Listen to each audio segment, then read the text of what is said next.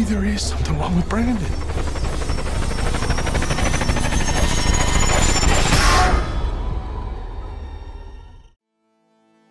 Howdy y'all, Andy here and welcome to King's Comics. Now for those of you who have wondered what an evil Superman may look like, well, you're in luck.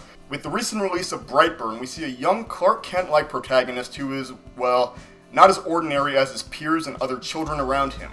So what happens when a small farmtown couple picks up an alien child? Well, things go very, very wrong. That being said, let's discuss it. Today I'll be going over what I liked about the video, what I didn't like about the video, some kind of general thoughts, and then, well, who I would recommend it for. So let's go. First and foremost, what did I like about it? Honestly, I love deconstruction pieces, and as much as this is going to sound weird, I love darker superhero narratives.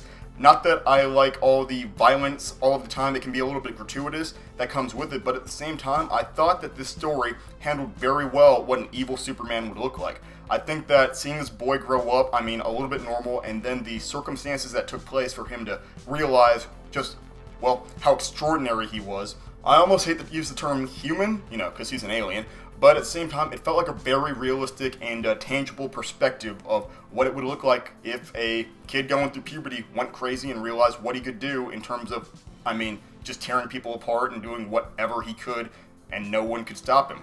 That being said, I enjoyed how the content matter was handled. I felt that an R rating was the best choice here. I thought, yes, while the violence, like I mentioned, was a little gratuitous at times, that it truly encapsulated the sense of horror that was going on in the movie. So kudos to the team. I loved it. I love that James Gunn and his family produced, directed, wrote this movie, as well as the fact that, yeah, this was a horror. We have a superhero horror movie. I never knew I wanted something like that.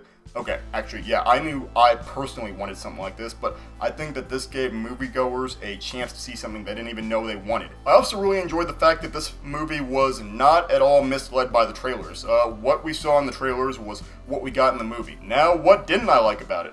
I'm actually trying to think, because I really did enjoy this movie, and I think that I am just having a recency bias, right? Like, I would have to watch it again to really tear it apart, so...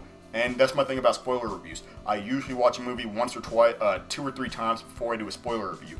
So if I had to say anything off the top of my head, I would say that, as I kind of mentioned earlier, the violence was a little bit much, I thought that it came off as a little bit gratuitous at times, which, yes, helped with the tone, but could be a little bit off-putting to some who have queasy stomachs.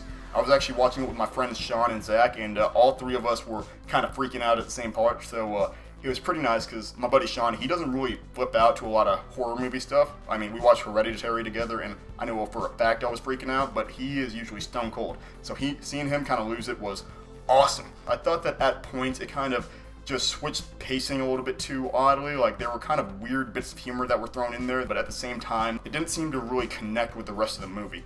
And then, I suppose, this kind of dynamic between the kid, who he was as kind of this innocent child, then who he became as he started to become this evil Superman, was a little bit too much of a disjoint. If you watch the movie, you'll understand what I'm talking about, but I felt like they could have handled that transition a little cleaner, because, I don't know, it felt like they did not capitalize as much on the internal struggle this kid had between being a hero, so to speak, and becoming this villain. So, as some of my closing thoughts, parents, this is an R-rated movie. Please be careful about letting your children see this movie, because, yeah, it uses the R rating very well. Pushes things to the edge, and it is truly a horrifying movie. You're probably going to have some crying kids. Anyways, that's just what I thought. I'd love to hear what you guys have to say, so please drop a line down below. Maybe you agreed, maybe you disagreed, maybe you want to talk more in depth.